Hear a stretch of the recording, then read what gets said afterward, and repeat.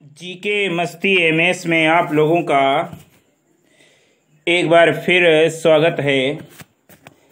इस वाले वीडियो में सल्तनत काल में यानी 10वां जो टॉपिक है 1206 से 1526 तक का पहला भाग, और वीडियो के हिसाब से क्वेश्चन के हिसाब से ये 7वां, तो इसमें 121 से 140 तक के क्वेश्चन होंगे। और जो किरण बुक के तुगलक वंश हैं और जो लोधी वंश है उसके बारे में होगा, क्योंकि गुलाम वंश और खिलजी वंश पहले भी हो चुका है। इसमें सैयद वंश के भी बारे में बताया जाएगा। तो 121वां क्वेश्चन है, नई फारसी काव्य शैली सबक ए हिंदी अथवा हिंदुस्तानी शैली के जन्मदाता थे। तो सबक ए हिंदी तथा हिंदुस्तानी शैली के जन्मदाता अमीर खुसरो थे। कौन थे? अमीर खुसरो। तो ये तो 121वां क्वेश्चन हुआ। अब तुगलक वंश 1320 से 1414 ईस्वी तक। तुगलक वंश की स्थापना गयासुद्दीन तुगलक ने 8 सितंबर 1320 को की थी। गयासुद्दीन तुगलक का वास्तविक नाम गाजी मलिक या तुगलक गाजी था। गाजी मलिक या तुगलक गाजी था। गयासुद्दीन तुगलक ने 29 बार मंगोल आक्रमण को विफल किया था। पहली बार गयासुद्दीन तुगलक ने सिंचाई के लिए कुएं तथा नहरों का निर्माण कराया। गयासुद्दीन तुगलक की सेना में गिज, तुर्क, मंगोल, राजपूत, ताजिक, रूमी, खुरासानी तथा मेवाती वर्ग के लोग थे। गिज, तुर्क, मंगोल, राजपूत, ताजिक, रूमी, खुरासानी तथा मेवाती वर्ग के लोग थे।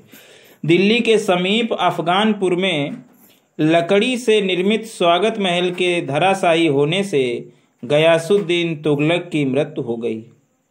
अफगानपुर के लकड़ी के महल को गयासुद्दीन के पुत्र जौना खां ने बनवाया था, जिसमें इसकी मृत्यु हो गई थी।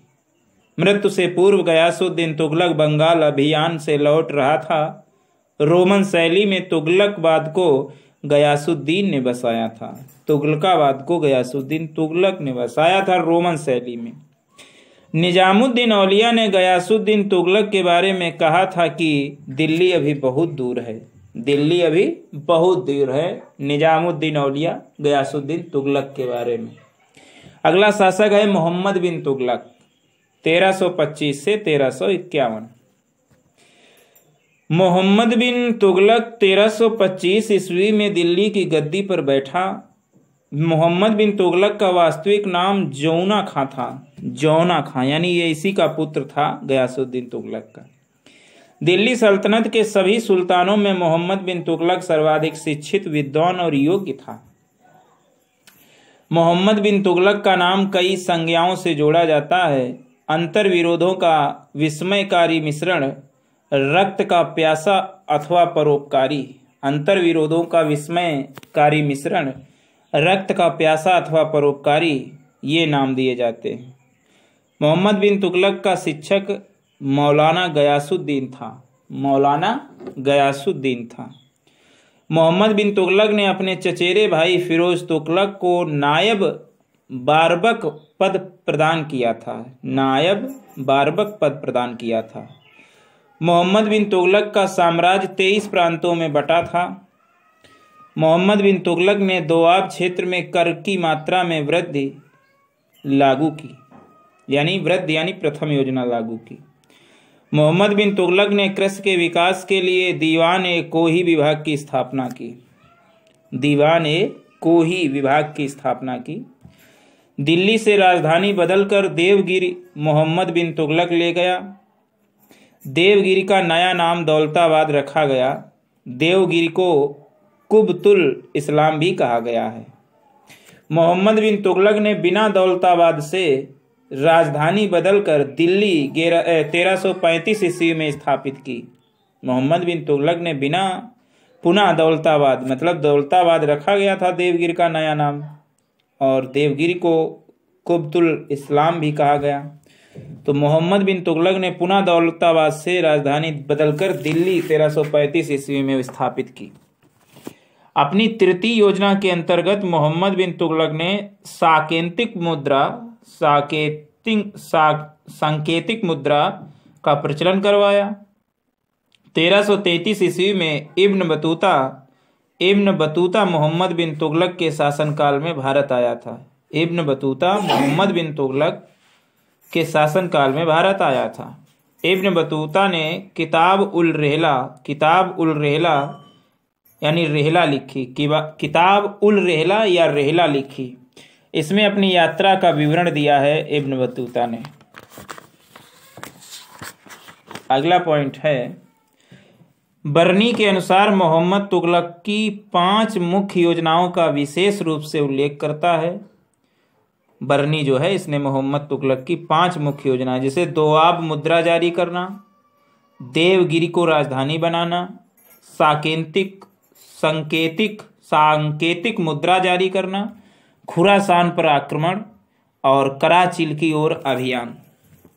दिल्ली के सुल्तानों में मोहम्मद बिन तुगलक प्रथम सुल्तान था जो हिंदुओं के त्योहारों मुख्यतः होली में भाग लेता था। थट्टा के निकट 22 मार्च 1351 ईस्वी को मोहम्मद तुगलक की मृत्यु हो गई। 22 मार्च 1351 को थट्टा के निकट। उसके निधन पर बदायूं ने लिखा है, सुल्तान को उसकी प्रजा से और प्रजा को अपने सुल्तान से मुक्ति मिल गई। मोहम्मद बिन तुगलक ने इब्न बतूता को दिल्ली के काजी पद पर नियुक्त किया। मोहम्मद बिन तुगलक के काल में ही दक्षिण यानी 1336 ईस्वी में हरिहर एवं बुक्का ने विजयनगर साम्राज्य की नींव डाली। राजमुंदरी के अभिलेखों में जौना खां यानी उलूग खां को दुनिया का खान कहा जाता है। राजमुंदरी के अभिलेखों में जौना खां यानी उलूग खां को दुनिया का खान कहा जाता है। अगला शासक है तुगलक वंश का फिरोज शाह तुगलक 1351 से 1388 ईस्वी। फिरोज शाह तुगलक मोहम्मद बिन तुगलक का उत्तराधिकारी 1351 ईस्वी में दिल्ली की गद्दी पर बैठा। फिरोज शाह तुगलक गयासुद्दीन तुगलक के छोटे भाई रजब का पुत्र था। गयासुद्दीन तुगलक के छोटे भाई रजब का पुत्र था। फिरोज शाह तुगलक का राज्याभिषेक सर्वप्रथम थट्टा में तत्पश्चात दिल्ली में हुआ। उड़ीसा में पुरी के जगन्नाथ मंदिर को फिरोज शाह तुगलक ने 1360 ईस्वी में ध्वस्त किया। फिरोज शाह तुगलक ने 1360 ईस्वी में ध्वस्त किया उड़ीसा में पुरी के जगन्नाथ मंदिर को। नगरकोट के प्रसिद्ध ज्वालामुखी मंदिर को फिरोज शाह तुगलक ने 1361 ईस्वी में ध्वस्त किया। फिरोज शाह तुगलक ने 24 कष्टदायक करों का भी समापन किया। फरिश्ता के अनुसार, फरिश्ता एक विद्वान है, फरिश्ता के अनुसार फिरोज शाह तुगलक फारसी, अरबी, तुर्की, तेलुगु, कन्नड़ और मराठी भाषा का ज्ञाता था। फारसी, अरबी, तुर्की, तेलुगु, कन्नड़ और मराठी। फिरोज शाह तुगलक सिर्फ 4 प्रकार के खराज, खुम्स, जजिया और जकात लेता था। 4 कर, खराज, खुम्स, जजिया एवं जकात। उलेमाओं के आदेश पर फिरोज शाह तुगलक ने सिंचाई कर यानी उपज का 10वां भाग सिंचाई कर नामक नया कर लगाया। फिरोज शाह तुगलक ने सिंचाई की सुविधा के लिए 5 लंबी नहरें बनवाई, लगभग 1200 बाग लगवाए और लगभग 300 नए नगरों की स्थापना की। 1200 लगभग बाग और 300 नए नगरों की स्थापना की। फिरोजाबाद, हिसार, फतेहाबाद, जौनपुर तथा फिरोजपुर नामक नगर को फिरोज शाह तुगलक ने ही बसाया था। फिरोजाबाद, हिसार, फतेहाबाद, जौनपुर तथा फिरोजपुर। फिरोज शाह तुगलक को सबसे ज़्यादा फिरोजाबाद नगर पसंद था। मेरठ और टोपरा से अशोक के स्तंभों को लाकर दिल्ली में फिरोज शाह तुगलक ने स्थापित किया। फिरोज शाह तुगलक के अन्य कार्य, इसने दारुल शरण नामक एक खैराती अस्पताल की स्थापना की। दारुल शरण, रोजगार दफ्तर खुलवाया। अनाथ स्त्रियों, विधवाओं एवं लड़कियों की सहायता के लिए दीवान ए खैरात नामक विभाग का गठन। दीवान ए खैरात नामक विभाग। दासों की देखभाल हेतु फिरोज शाह ने दीवान ए बंदगान की स्थापना। दासों की देखभाल, दीवान ए बंदगान। सैनिकों को वेतन जागीर के रूप में दिया, सैन्य पदों को वंशानुगत बना दिया। हिंदुओं को जिमी कहा गया, जिमी, तथा ब्राह्मणों पर जजिया कर लागू करने वाला पहला मुसलमान शासक जिमी कहा गया, और ब्राह्मणों पर जजिया कर लागू करने वाला पहला मुसलमान शासक।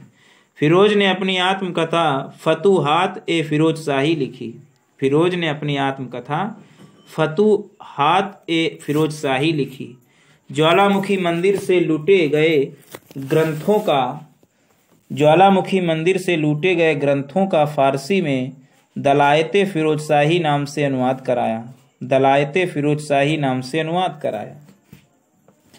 उसने तांबा एवं चांदी के मिश्रण से निर्मित सिक्के जारी करवाए, जिसे अद्धा एवं बिख कहा जाता है। फिरोज शाह तुगलक ने ससगानी यानी 6 जीतल नामक सिक्का चलाया। फिरोज शाह तुगलक की मृत्यु 1388 ईस्वी में हुई। फिरोज शाह तुगलक को मध्यकालीन भारत का पहला कल्याणकारी निरंकुश शासक कहा जाता है। फिरोज शाह तुगलक को मध्यकालीन भारत का पहला कल्याणकारी निरंकुश शासक कहा जाता है।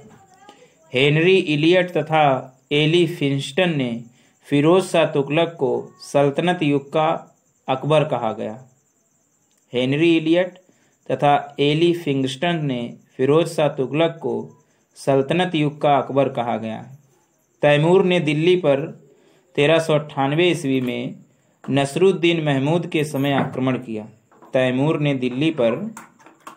1398 ईस्वी में नसरुद्दीन महमूद के समय आक्रमण किया। तुगलक वंश का अंतिम शासक नसरुद्दीन महमूद 1412 ईस्वी में हुआ था। तुगलक वंश का अंतिम शासक नसरुद्दीन महमूद 1412 ईस्वी में। मलिक सरवर नामक हिजड़े ने जौनपुर नामक स्वतंत्र राज्य की स्थापना की। अगला है सैयद वंश 1414 ईस्वी से 1451 ईस्वी तक। सैयद वंश की स्थापना खिर्ज खां ने 1414 ईस्वी में की। खिर्ज खां 1414 से 1421 ईस्वी तक शासन किया। खिर्ज खां ने सुल्तान की उपाधि न धारण कर रैयत ए आला की उपाधि धारण की। रैयत ए आला। खिर्ज खां अपने को तैमूर के लड़के शाहरुख का प्रतिनिधि बताता था और ये तैमूर लंका सेनापति भी था। खिर्ज खां का उत्तराधिकारी मुबारक शाह हुआ। मुबारक शाह ने 1414 से 1433 ईस्वी तक शासन किया। मुबारक शाह ने शाह की उपाधि ग्रहण कर अपने नाम के सिक्के जारी किए। शाह की उपाधि ग्रहण कर अपने नाम के सिक्के जारी किए। मुबारकाबाद नगर की स्थापना मुबारक शाह ने की। याहया बिन अहमद सरहिंदी को मुबारक शाह का राज्याश्रय प्राप्त था। याहया बिन अहमद सरहिंदी को मुबारक शाह का राज्याश्रय प्राप्त था। तारीख ए मुबारक शाही याहया बिन अहमद सरहिंदी ने लिखी। ये विद्वान था याहया बिन अहमद सरहिंदी। उनकी रचना तारीख ए मुबारक शाही। मुबारक शाह का उत्तराधिकारी मोहम्मद शाह था, जिसका वास्तविक नाम मोहम्मद बिन फरीद खां था। मोहम्मद शाह ने बहलोल को खान ए खाना की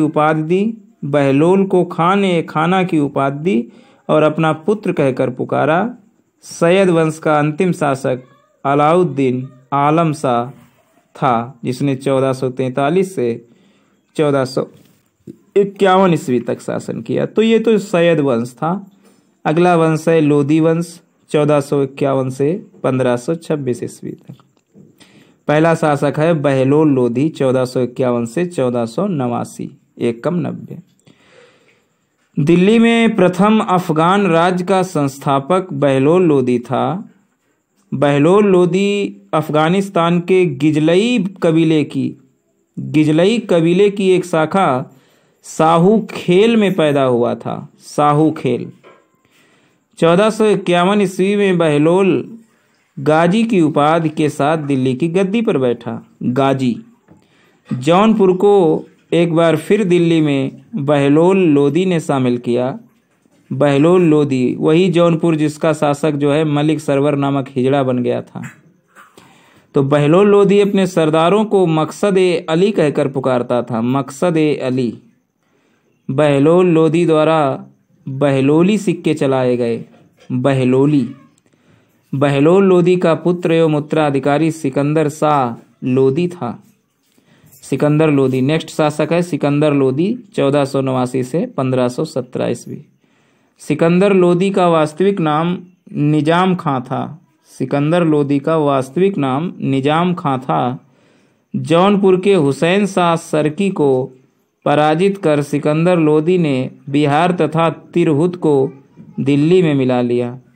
सिकंदर लोदी ने बिहार तथा तिरहुत को दिल्ली में मिला लिया। 1504 ईस्वी में सिकंदर लोदी ने आगरा की नींव डाली तथा बाद में अपनी राजधानी बनाई। 1504 ईस्वी में सिकंदर लोदी ने आगरा की नींव डाली तथा बाद में अपनी राजधानी बनाई। सिकंदर लोदी ने भूमि मापने के लिए गज ए सिकंदरी पैमाना जारी किया। सिकंदर लोदी ने नगरकोट के ज्वालामुखी मंदिर की मूर्ति को तोड़कर उसके टुकड़ों को कसाईयों को मांस तौलने के लिए दे दिया था। सिकंदर लोदी ने मुसलमानों को ताजिया निकालने, स्त्रियों को पीरों एवं संतों की मजार पर जाने पर प्रतिबंध लगाया। 1506 ईस्वी में सिकंदर लोदी ने कुतुब मीनार की मरम्मत करवाई थी। 1506 ईस्वी में। अब कुतुब मीनार की ऊंचाई 234 फीट है। सिकंदर लोदी ने संस्कृत के आयुर्वेद ग्रंथ का फरहंगे सिकंदरी नाम से अनुवाद कराया। आयुर्वेद ग्रंथ फरहंगे सिकंदरी। सिकंदर लोदी ने कहा, यदि मैं अपने एक गुलाम को भी पालकी में बैठा दूं तो मेरे आदेश पर मेरे सभी सरदार उसे अपने कंधों पर बैठा कर ले जाएंगे। गुलरुखी शीर्षक से फारसी में कविताएं सिकंदर लोदी ने लिखी। गुलरुखी। व्यक्तित्व को सुंदर बनाए रखने के कारण सिकंदर लोदी दाढ़ी नहीं रखता था। सेविंग नहीं। लास्ट है शासक इब्राहिम लोदी। सिकंदर लोदी का उत्तराधिकारी इब्राहिम लोदी 1517 से 1526 ईस्वी तक शासक हुआ। बाबर को भारत पर आक्रमण करने का निमंत्रण पंजाब के शासक दौलत खां लोदी एवं इब्राहिम लोदी के चाचा आलम खां ने दिया। इब्राहिम लोदी एवं बाबर के मध्य 21 अप्रैल 1526 को पानीपत के मैदान में युद्ध हुआ, जिसमें बाबर की विजय हुई। इब्राहिम लोदी वंश का अंतिम शासक था। इब्राहिम लोदी भारत का एकमात्र सुल्तान था जो युद्ध भूमि में मारा गया। उसकी मृत्यु के साथ ही लोदी वंश तथा दिल्ली सल्तनत दोनों का अंत हो गया। तो इस तरीके से ये दिल्ली सल्तनत का अंत हुआ। नेक्स्ट पार्ट में किरण बुक से दिल्ली सल्तनत का हम प्रशासन पढ़ाएंगे आपको, और सल्तनत कालीन शिक्षा, साहित्य और कला का भी विवरण देंगे। तब तक के लिए हमारे साथ बने रहिएगा। नेक्स्ट पार्ट को देखिएगा। क्वेश्चन नंबर 122वां है। लिखा है, अनुकूल परिस्थितियों मौजूद होने के बावजूद गुलाम वंश के शासक भारत में अपने साम्राज्य का विस्तार नहीं कर पाए। इसका मुख्य कारण क्या था? आरंभ में उनकी सैन्य शक्ति कमजोर थी, ये नहीं था। मंगोल आक्रमण का भय था, तो ये सही है। भारत में उनकी संख्या नगण्य थी, ये भी नहीं था। वो साम्राज्य का विस्तार करना नहीं चाहते थे, संख्या भी खूब थी, सैन्य शक्ति कमजोर नहीं थी, लेकिन मंगोल आक्रमण का भय था, इसीलिए वो अपने साम्राज्य का विस्तार नहीं कर पाए। 123वां निम्नलिखित में से किसने सिकंदर सानी यानी द्वितीय सिकंदर की उपाधि धारण की? तो अलाउद्दीन खिलजी ने सिकंदर सानी की उपाधि धारण की। सिक्कों पर खलीफा का नायब खुदवाने वाला भारत का प्रथम सुल्तान फिरोज शाह तुगलक था। खलीफा का नायब। सैयद उस सलातीन की उपाधि किसने धारण की? तो सैयद उस सलातीन की उपाधि फिरोज शाह तुगलक ने धारण की। सैयद उस सलातीन। निम्नलिखित में से किसे कुरान खा यानी कुरान का पाठ करने वाला कुतुबुद्दीन ऐबक को कहा गया है? कुरान खा किसे कहा गया है? कुतुबुद्दीन ऐबक को कहा गया है। अगला है, किस सल्तनत कालीन शासक को मिनहाज ने हातिम ताई द्वितीय की संज्ञा दी है? तो हातिम ताई द्वितीय की संज्ञा पाने वाला दिल्ली सल्तनत का शासक कुतुबुद्दीन ऐबक है। इसे मिनहाज ने हातिम ताई द्वितीय की संज्ञा दी। 2.5 दिन का झोपड़ा मस्जिद अजमेर का निर्माण कुतुबुद्दीन ऐबक ने करवाया था। 129वां, चंगेज खां अपने को ईश्वर का अभिशाप कहता था। चंगेज खां अपने को ईश्वर का अभिशाप कहता था। अगला है, बगदाद के खलीफा ने मंसूर यानी स्वीकृत पत्र या मानाभिषेक पत्र इल्तुतमिश को प्रदान किया। बगदाद के खलीफा ने मंसूर यानी स्वीकृत पत्र या मानाभिषेक पत्र इल्तुतमिश को प्रदान किया। 131वां, दिल्ली सल्तनत का पहला सुल्तान कौन था जिसने दोआब के आर्थिक महत्व को समझा?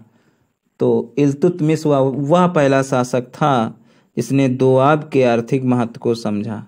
132वां, दिल्ली की राजगद्दी पर अफगान शासकों के शासन का निम्नलिखित में से कौन सा एक सही कालक्रम है? तो दिल्ली की गद्दी पर अफगान शासकों का सही क्रम है बहलोल लोदी, सिकंदर शाह, इब्राहिम लोदी। ये लोदी वंश के लोग जो थे वो थे अफगान शासक। तो पहले बहलोल लोदी, फिर सिकंदर लोदी, फिर इब्राहिम लोदी। अगला है, दिल्ली सल्तनत के तुगलक राजवंश का अंतिम शासक कौन था? तो नसरुद्दीन महमूद तुगलक राजवंश का अंतिम शासक था। मध्यकालीन भारतीय राजाओं के संदर्भ में निम्नलिखित में से कौन सा कथन सही है? तो अलाउद्दीन खिलजी ने एक अलग विभाग दीवान ए आरिज की स्थापना की, तो ये सही नहीं है। बलबन ने अपनी सेना के घोड़ों को दागने की पद्धति शुरू की, नहीं, ये अलाउद्दीन ने किया था। महमूद बिन तुगलक के बाद दिल्ली की गद्दी पर उसका चाचा बैठे, ये भी नहीं, उसका फिरोज शाह तुगलक बेटा। चौथा है, फिरोज शाह तुगलक ने गुलामों का एक अलग विभाग दीवान ए बंदगान स्थापित किया, तो ये जो है सही है। फिरोज शाह तुगलक ने गुलामों का एक अलग विभाग दीवान ए बंदगान स्थापित किया, ये सही है, बाकी सभी गलत है। 135वां, 2 कोटेशन दिए गए हैं, सेंटेंस दिए गए हैं, उनमें बताना है। पहला है, मोहम्मद बिन तुगलक दिल्ली छोड़ने के बाद 2 वर्ष तक स्वर्गद्वारी नामक शिविर में रहा। दूसरा, उस समय दिल्ली एक प्रकार के प्लेग से बर्बाद हो गई थी और बहुत से लोग मर गए थे। तो ए और आर दोनों सही हैं तथा आर ए की सही व्याख्या करता है। मोहम्मद बिन तुगलक दिल्ली छोड़ने के बाद 2 वर्ष तक स्वर्गद्वारी नामक शिविर में रहा। क्यों? उस समय दिल्ली एक प्रकार के प्लेग से बर्बाद हो गई थी और बहुत से लोग मर गए थे। 136वां है, चंगेज खां के अधीन मंगोलों ने किसके शासनकाल में भारत पर आक्रमण किया? तो चंगेज खां के अधीन मंगोलों ने इल्तुतमिश के शासनकाल में भारत पर आक्रमण किया। 137वां, युग्म में कौन सा सही रूप में सुमेलित है? दीवान ए बंदगान, दीवान ए मुस्तखराज। तो कौन सा सही रूप में सुमेलित है? तो दीवान ए बंदगान ये तुगलक वंश के लोगों ने बनवाया था। दीवान ए मुस्तखराज बलबन ने, गलत। दीवान ए कोही अलाउद्दीन खिलजी, गलत। दीवान ए अर्ज मोहम्मद बिन तुगलक, ये भी गलत है। सही है दीवान ए बंदगान तुगलक ने। 138वां, सल्तनत काल में फवाजिल का अर्थ था।